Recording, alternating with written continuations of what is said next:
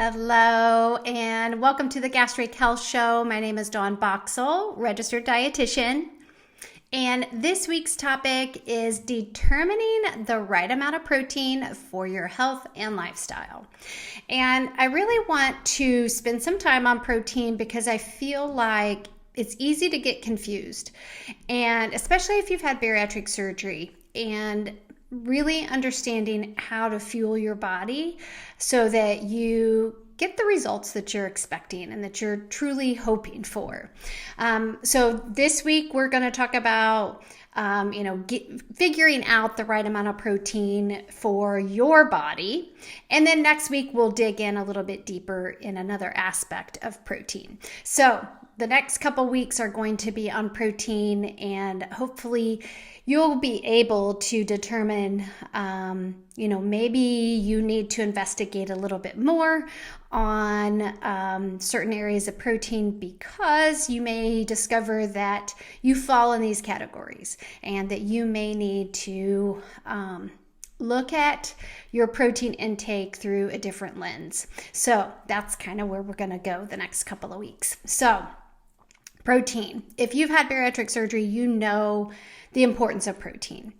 But sometimes that gets skewed and you get lost in just hitting a number.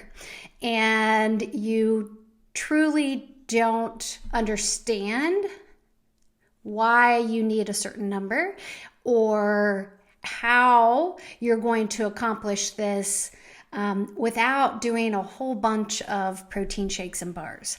So we know that protein plays a crucial role in maintaining and really sustaining your overall health.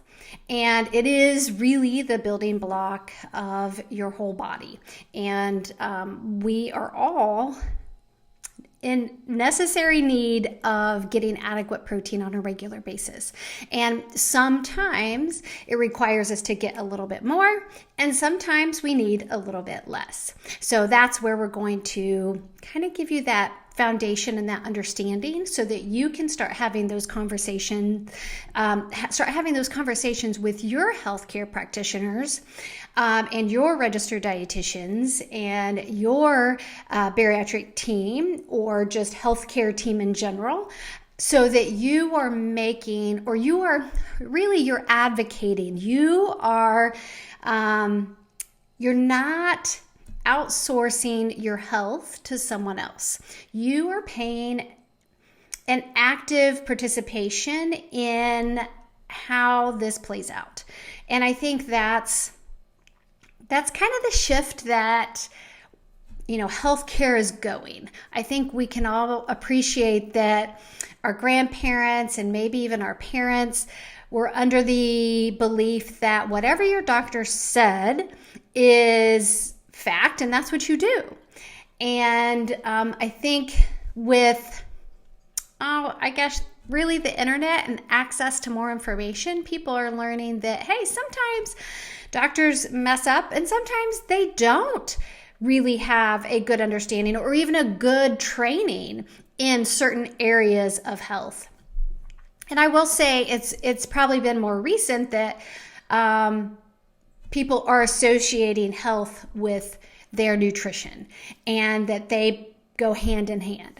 So again, I think as we evolve as a society, we're going to understand a little bit better, especially with the genetic and epigenetics that is really exploding, and that whole area is really just making a difference in really how each person is so different that you can't just give blanket recommendations and expect these optimal results.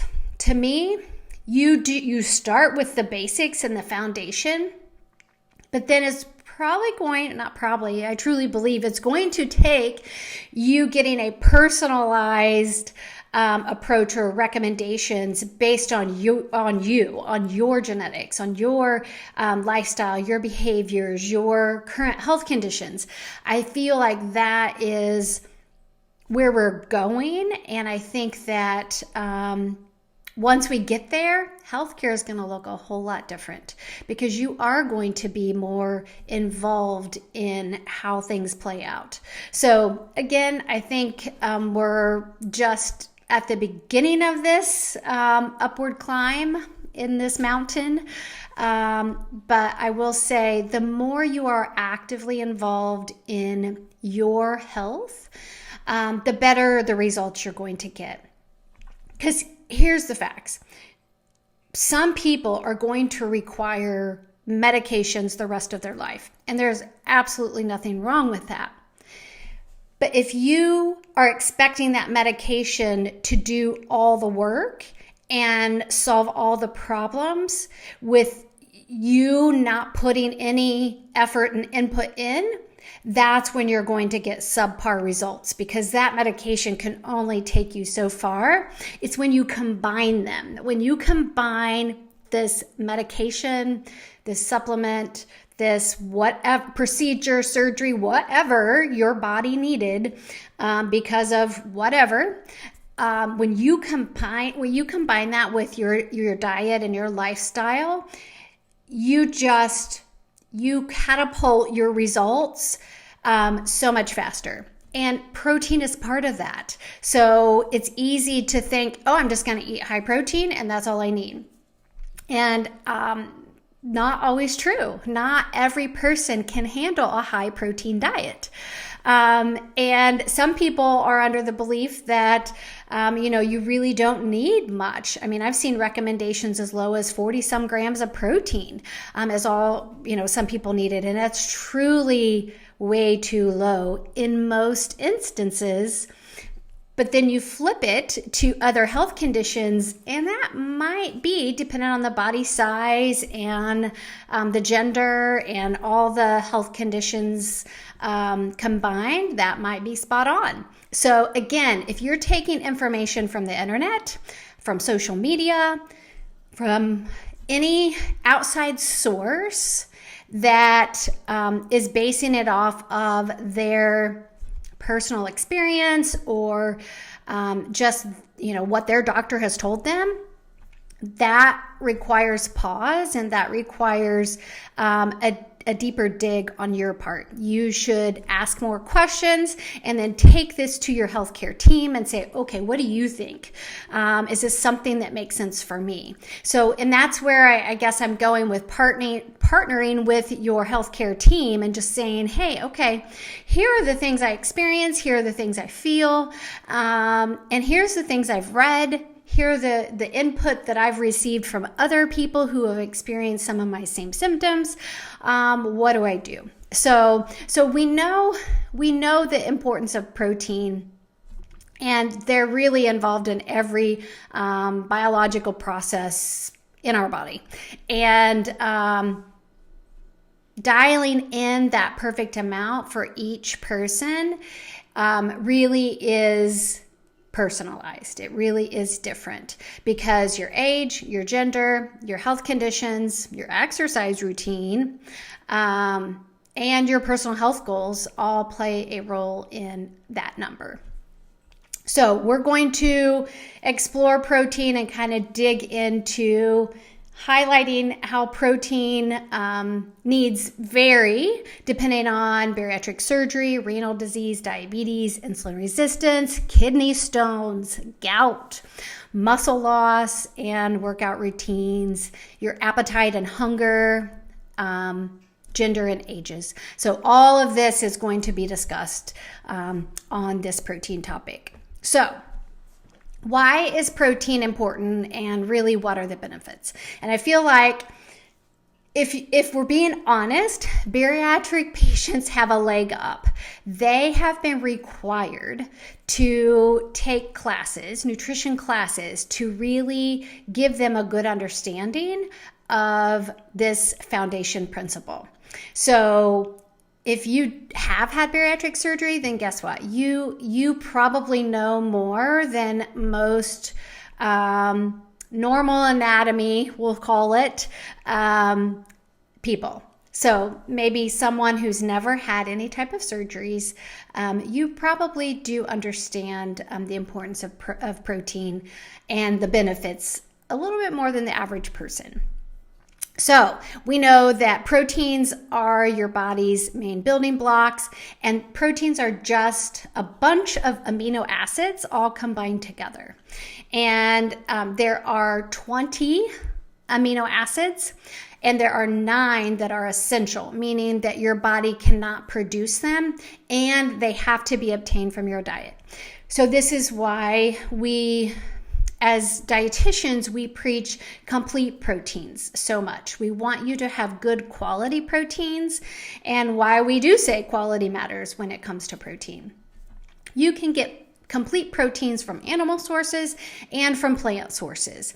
I would say the main difference, though, if you are relying on a plant-based diet where it's vegetarian or vegan, where you do maybe no animal products, you just have to be diligent every single day. You really don't have room for error when it comes to protein intake, because it's going to take twice the volume in most cases to obtain the same amount of protein that you would get from an animal source. So again, I would say that's the difficulty. If you've had bariatric surgery, that is the difficulty in hitting your protein goals with a plant-based or non-animal sourced protein diet.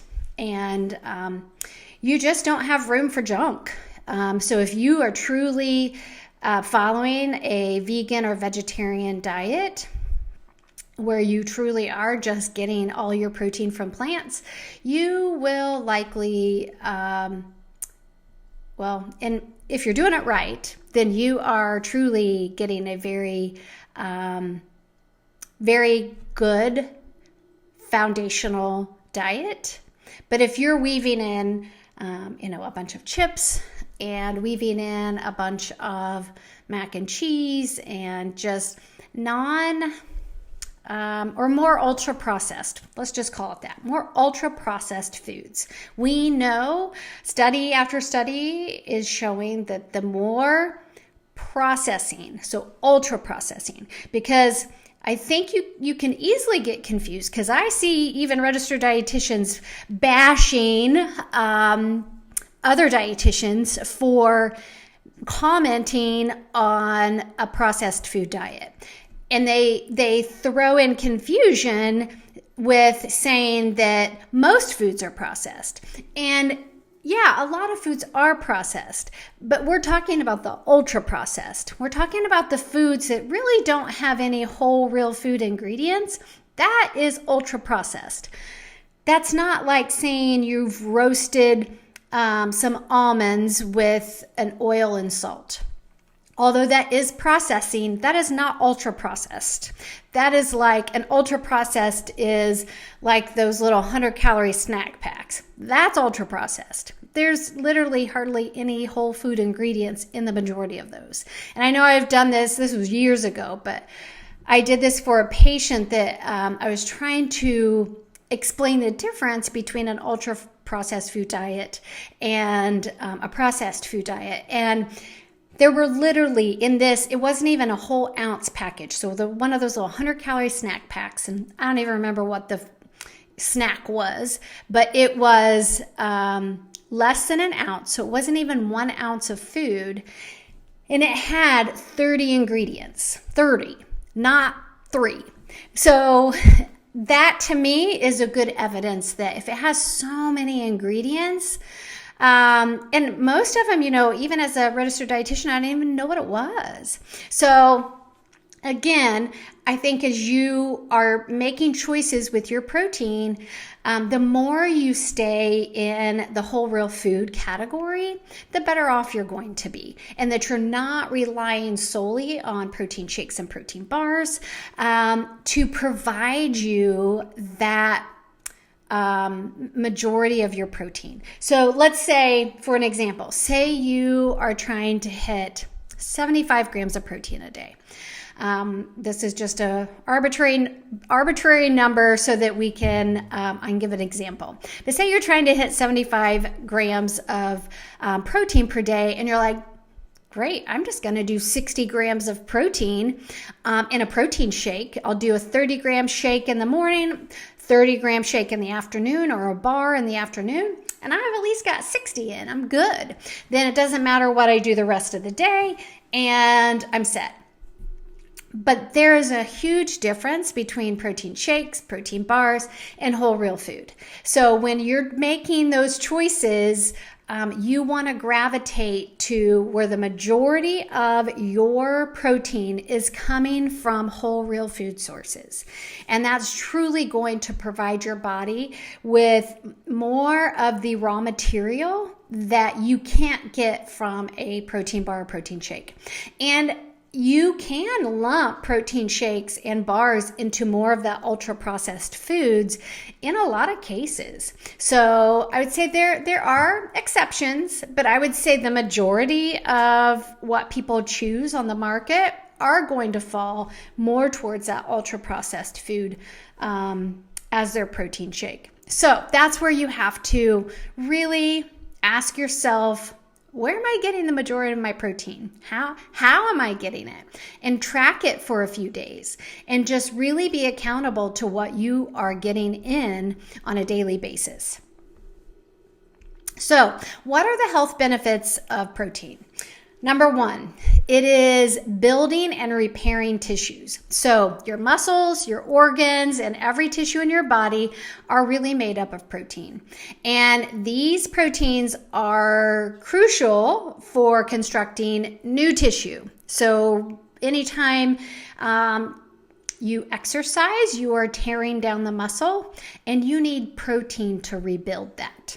So, and it also kind of ensures that your organs function properly, and you're having healthy cell division, and that we grow and develop. So proteins facilitate the repair of damaged tissues, like in working out, and also aid in recovery after injuries and illnesses. And then this is why insufficient protein intake can result in delayed healing and compromised health. Also, your muscle tissue is made up of protein, and it does play an important role in your metabolism, especially in your glucose and fat metabolism. And this is why I already talked about this, and I did a post on why should you care more about muscle than body fat.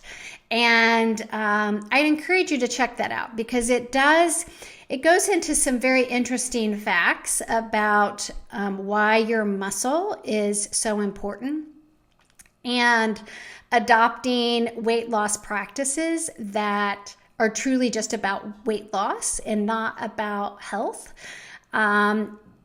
You will lose muscle, and that will, in the end, is going to lead to a higher body fat and give you the opposite of what you're striving for. So I encourage you to check that post out, because maintaining muscle mass it really should be priority number one. And you can see this, and I have seen this in patients with some of the new GLP-1 medications. I've seen it for sure with bariatric surgery, and I feel like it's just mimicking that. So bariatric surgery causes muscle loss, and then GLP-1 medications cause muscle loss.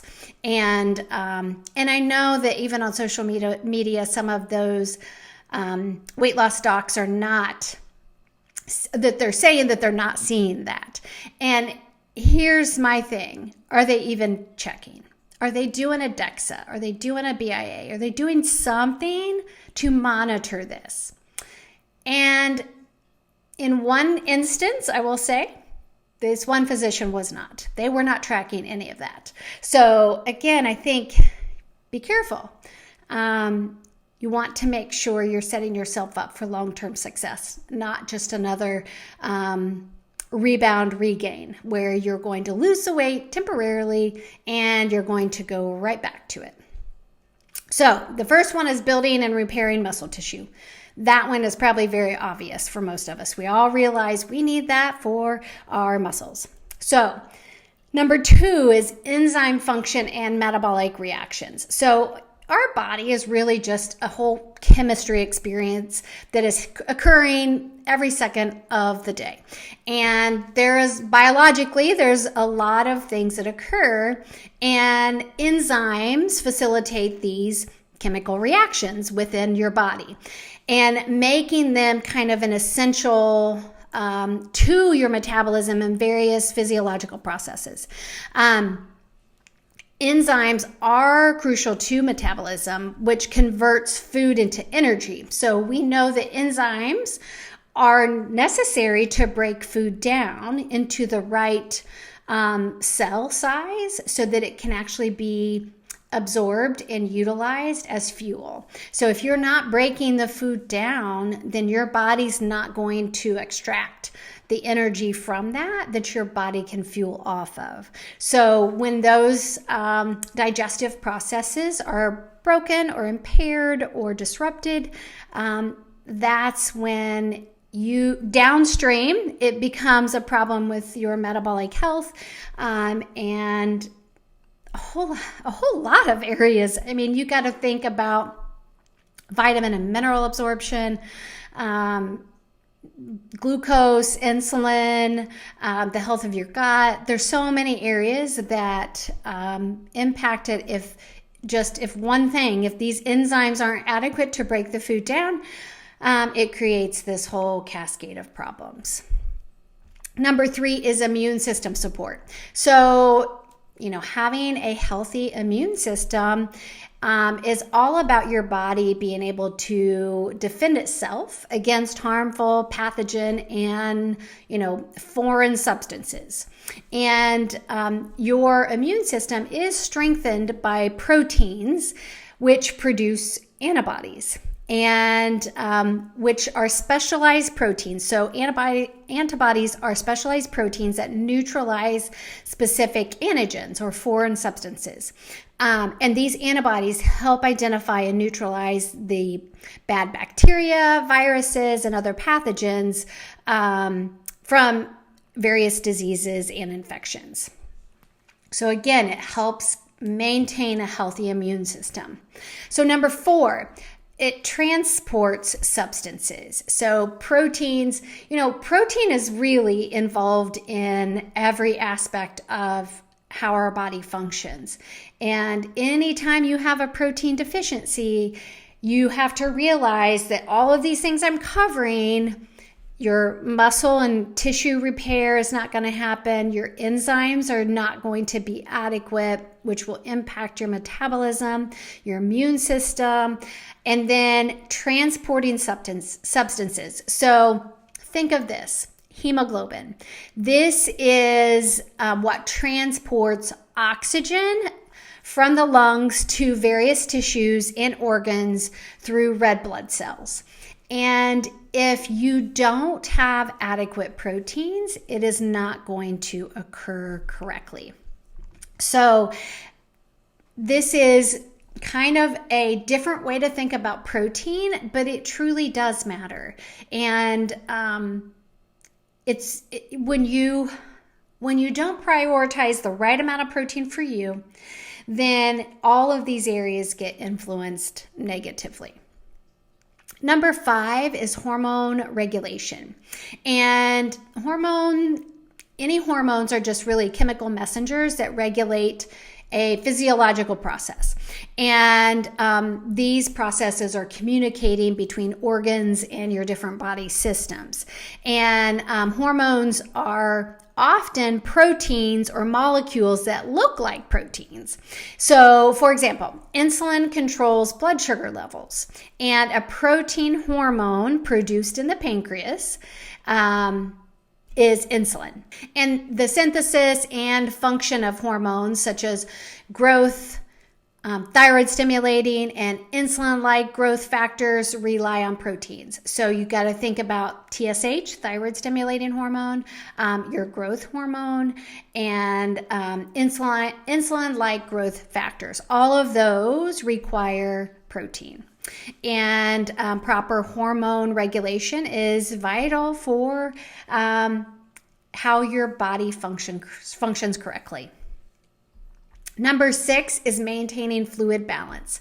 So if you're in healthcare, you will understand that if someone is low in protein, they will start retaining a lot of fluid, and especially in your extremities. So you might get some edema, like some pitting edema in your legs. So that's why, your doctors might ask you, hey, are you retaining any fluids? And they might, touch your leg with their thumb and push it in and see if it bounces back really quickly or if it's a delayed, because we're assessing your protein status in a way, just observationally. And this is one way that you can do it because proteins play a role in your fluid balance. And albumin, which is a protein found in the blood, prevents tissues from accumulating excess fluid. And this promotes proper circulation and prevents edema, or fluid retention within the blood vessels. And protein deficiency can result in fluid imbalances, resulting in swelling, decreased blood volume, and cardiovascular problems. So this is one area that, as a dietitian, we ask these type of things. Are you retaining fluids? Do you have edema? And, your doctors and stuff are going to ask that. If we don't have lab data, but we see that, hey, you are really, your legs are really swollen, you have some edema, if we touch your leg, then we would know that, hey, I definitely need to check your protein, because we might not be getting adequate protein because of that symptom. Again, all symptoms have, crossover into various conditions. So that's one way to assess it, but then you back that up by testing some blood work.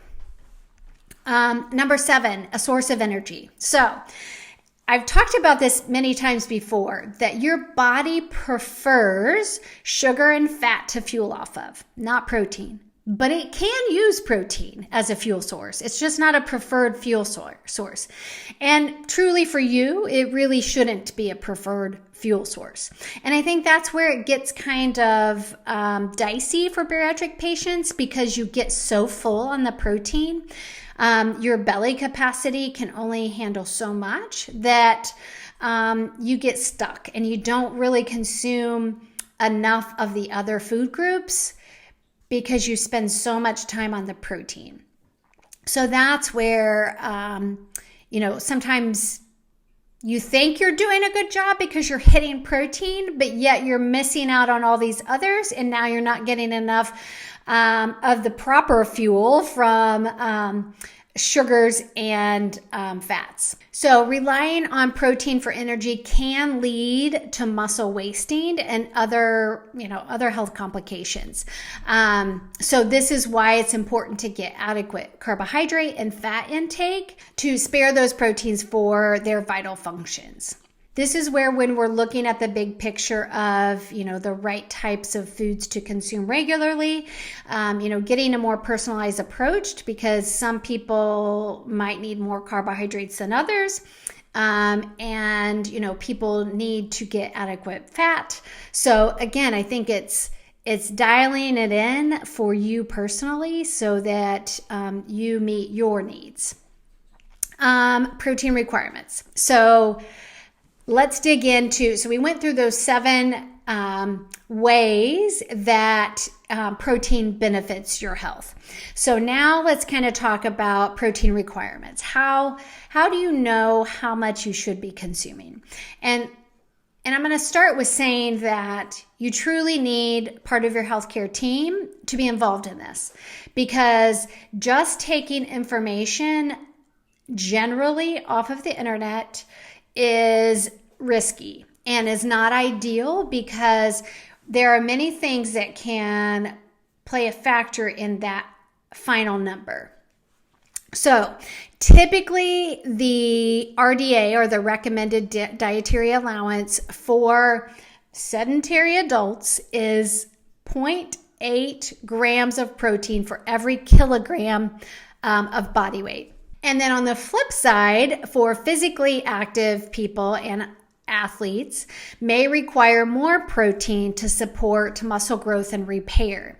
And based on the recommendations from the International Society of Sports Nutrition, athletes should consume 1.4 to 2 grams of protein per kilogram of body weight. And then additionally, older adults may need more protein to prevent muscle loss.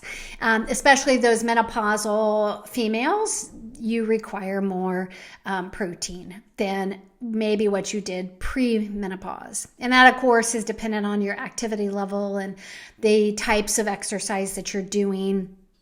So again, these are general recommendations. And this is where it is worth getting your team, your healthcare team involved and truly dialing in all of the pieces because it matters. It truly can matter. It can tip someone in the wrong direction in certain health conditions that you don't want any part of. So let's get into those. So one is bariatric surgery and other surgical procedures. A 2020 study investigated the impact of protein intake on weight loss and muscle mass after bariatric surgeries. And researchers found that consuming more protein helped preserve muscle and promote weight loss. This is why protein becomes crucial for facilitating healing and preserving muscle mass. And so anyone who's undergone bariatric surgery or really any other surgical procedure do require kind of a modified protein intake. And the American Society for Metabolic and Bariatric Surgery recommends 60 to 80 grams of protein daily following bariatric surgery. But I will say, as a dietitian who has been in bariatrics for over 25 years, sometimes that is way too much. And sometimes that is not even close to enough. So again, this is where you have to work with your healthcare team in dialing in the right amount for you in that moment. Because I don't know about you, but I ebb and flow through seasons of being good at things and seasons of not. So I need to adjust my diet accordingly. And it's going to be different for each of us. So this is why you want to make sure that you're working with your registered dietitian to truly determine what you need when it comes to protein in this current season of life. The second one is renal disease and protein intake. So renal meaning kidney function, and this truly can make a difference in how much protein your body can metabolize. And individuals with renal disease or compromised kidney function should carefully manage your protein intake. So you have to think about, there's many aspects of this, and the pre-phase. So maybe you aren't experiencing any kidney failure, like you're not categorized as renal disease, but maybe pre. And you're in the beginning phases. And consuming excessive protein can increase your blood urea nitrogen, or your BUN, which may put additional strain on your kidneys and make it worse. So this is why you want your healthcare team involved in helping you determine the right amount of protein, because they should be looking at your BUN, your creatinine, your GFR. All of those truly are important to pay attention to. And the good thing is, even if you do have some poor kidney function, there are things you can do that can help slow that progression, and without putting a strain on your kidneys, exacerbating this condition and tip you into kidney failure, if that makes sense. So again, working with your dietitian can truly help you catch that. So if I see, so when I'm looking at blood work and I'm looking at kidney function, the BUN, the creatinine, and GFR, when I'm looking at all of those, which I do, I pay attention to those numbers. Are they rising? So if your BUN and your creatinine, if those are rising, if your GFR is declining, and your GFR just stands for your glomerular filtration rate, and that's just your functioning, filtration functioning of your kidneys. And if those are going in the wrong direction, okay, let's just say that. And we're watching trends. We're watching trends of they're going in the wrong direction. And I'm pushing you to eat more protein because you had bariatric surgery. That would be the wrong answer. I would want to be cautious in pushing protein. I would keep you at a lower protein intake, not 0, not 40, but I would definitely keep you at a tighter reference range that isn't high. And I would just really assess that and follow the trends so that we don't tip you into too much that your kidneys can't handle it. A study published in the Nutritional Management of Renal Disease in 2022 examined protein intake in patients with chronic kidney disease, and researchers found that a controlled protein intake tailored to a patient's needs improved renal function and overall health. So again, it's not that you don't eat protein. I will just be more cautious about the types of protein and really guide you with a tighter reference range for that. Another thing to think about is diabetes and insulin resistance. And people with diabetes and insulin resistance must be mindful of your protein intake to avoid other complications.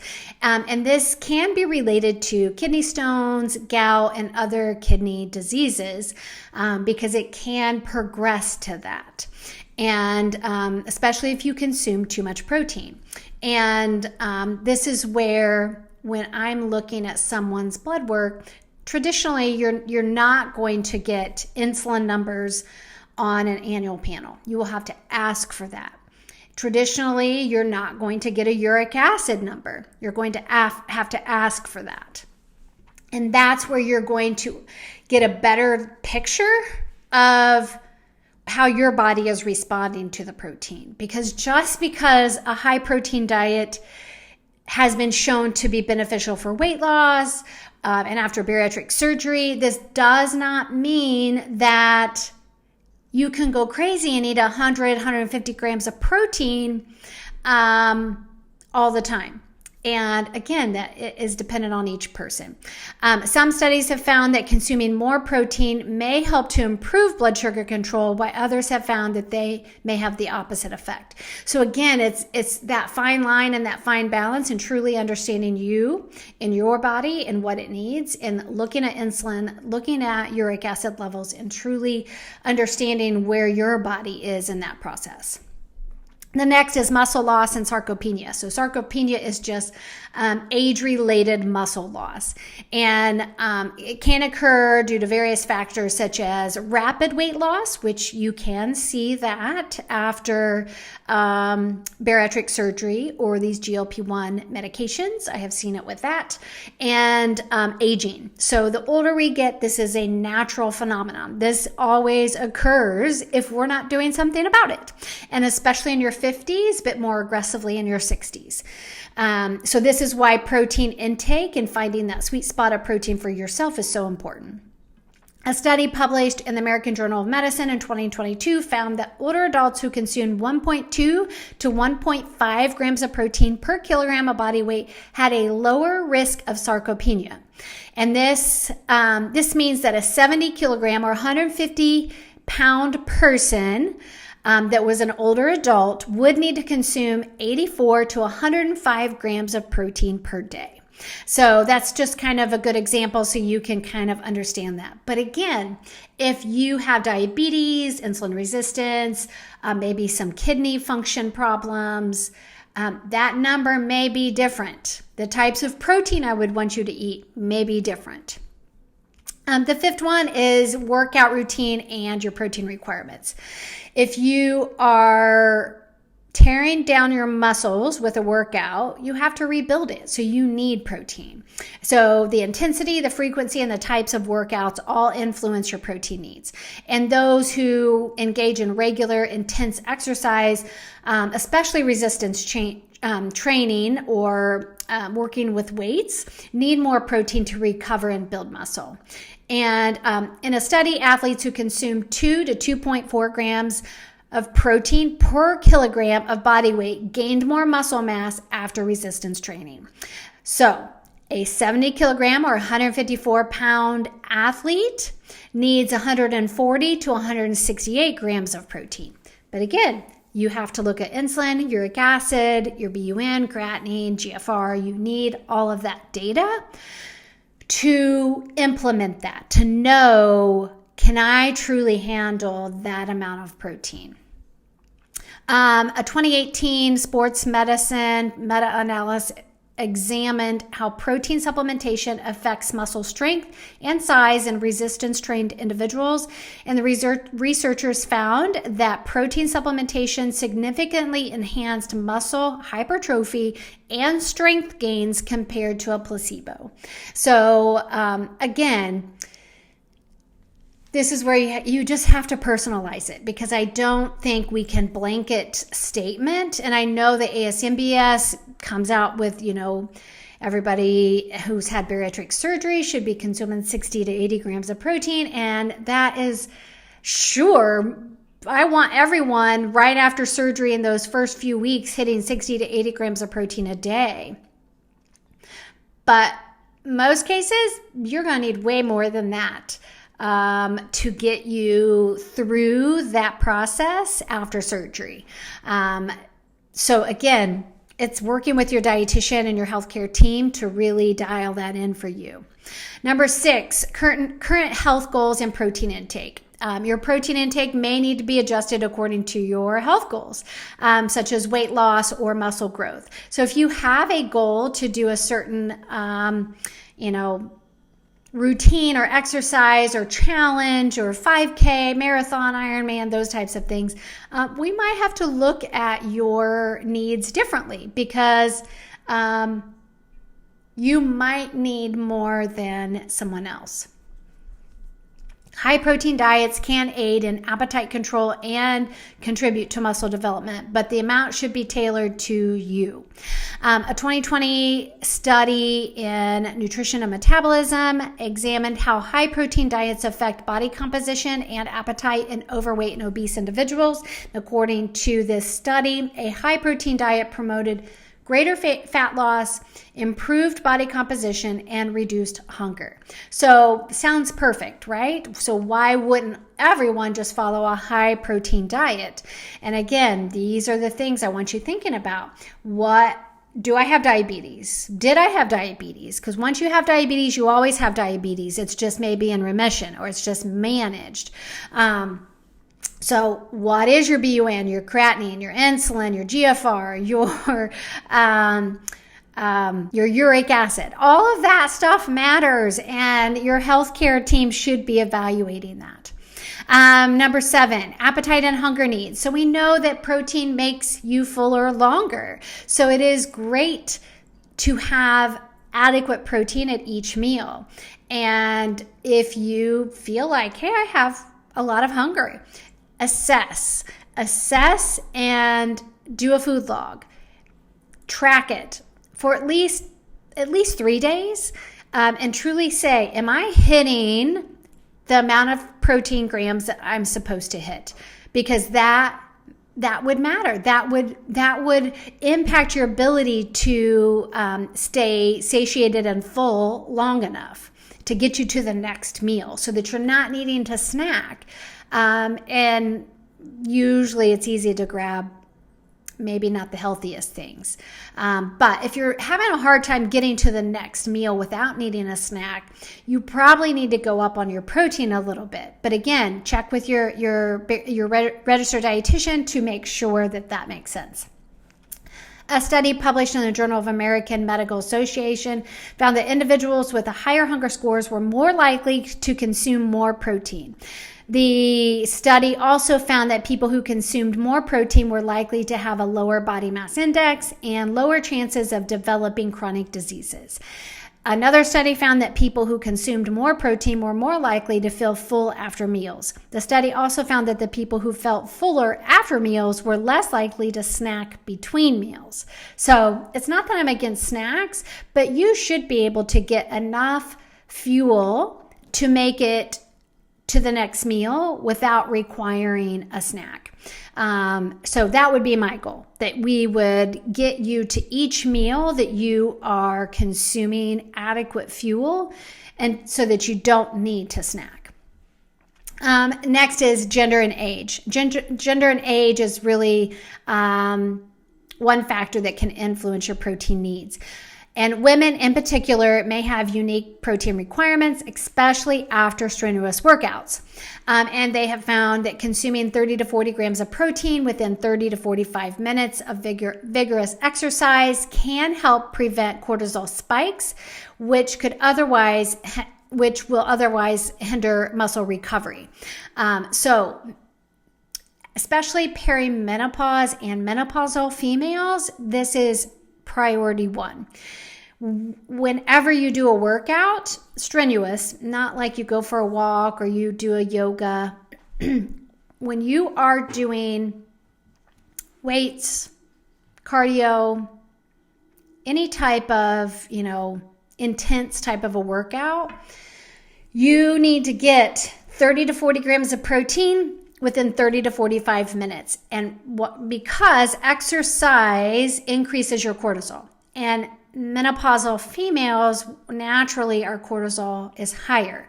So this is going to rank it a little higher. It's going to make that cortisol level go higher. And you need to tell your body that it doesn't need to be stressed or go into fight or flight because of your workout. You need to reassure your body that it is going to have what it needs and it doesn't need to be in fight or flight. So that's where getting that protein, prioritizing that protein, will really turn off that muscle burning and turn on muscle repair. And once you can turn on that muscle repair, you will blunt that cortisol so that it's not going to be continued to spike. It won't continue to rise. Study published in the Journal of International Society of Sports Nutrition in 2023 investigated gender differences in post-exercise protein intake and muscle protein synthesis.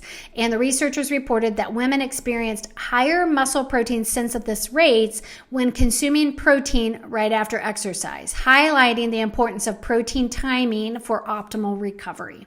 So again, I really do like Dr. Stacy Sims. She is a researcher for females. And as she says it, females are not small men. So we can't take those studies that are done just on males and correlate the same information from those studies for females. We are different. And it's important to understand that and respond accordingly. Because men, you can wait 3 hours to get that muscle recovery. You have a large window, so you could literally make it to your next meal in most cases for muscle recovery. It's not going to impact your ability, and it's not going to increase your cortisol more.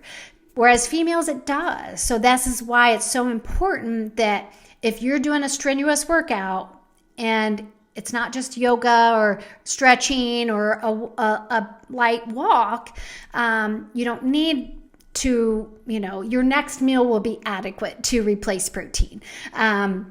So make sure that you are putting that factor piece in when you are planning your workouts and what you're going to do right after your workout. How are you going to get that 30 to 40 grams of protein in right after your workout to prepare your body to not create bigger problems? Protein timing and exercise. Exercise timing is important for optimal muscle recovery and growth, and consuming protein shortly after a workout can enhance muscle protein synthesis and repair. A study in the International Society of Sports Nutrition found that athletes who consumed 30 grams of protein within 30 minutes of resistance training significantly increased muscle mass more than those who did not consume protein after exercise. So again, an important piece, especially for females. So now what about labs? What labs do you need to evaluate? One is albumin. So this is in the blood. Serum albumin serves as a marker of protein status for a longer period of time. Albumin has a half-life of 30 to 40 days. So when I look at albumin, I'm saying, okay, over the last month, their protein stores have been adequate or inadequate, wherever it falls on the reference range, indicating that protein intake over the last month is what that number is showing. Prealbumin. And prealbumin is just a protein that has a shorter half-life than albumin. And this is a 3 to 4 day window. So this is telling me the week of getting this blood work, this is what your protein intake looked like. So that's why I like looking at both of those, the prealbumin and the albumin, because it's giving me that, week and 30-day picture. BUN, blood urea nitrogen, and this is determined by protein breakdown in the body, and high BUN levels can indicate excessive protein intake or kidney problems, where your body is unable to metabolize appropriately the protein you're consuming, while low levels could signal insufficient protein consumption. So if I look at those basic panels that are easily drawn by your family doctor, if I'm seeing that as low, then my first thought is they're not getting enough protein in their diet. The next is serum total protein, and these are all the proteins in the blood are measured in serum total protein, including albumin and globulin, and it provides a general overview of an individual's protein status. Not one that I love using per se, but if it's low, then I'm going to really dig into the prealbumin and the albumin and really make sure those are adequate and not just barely adequate. Serum creatinine, muscle metabolism generates creatinine as a waste product. And this can be used to determine muscle mass and subsequently protein status. Low creatinine levels may suggest muscle wasting due to inadequate protein intake. On the flip side, if this is elevated, my brain would think kidney problems, and I would want to evaluate all of those indicators for your kidney function.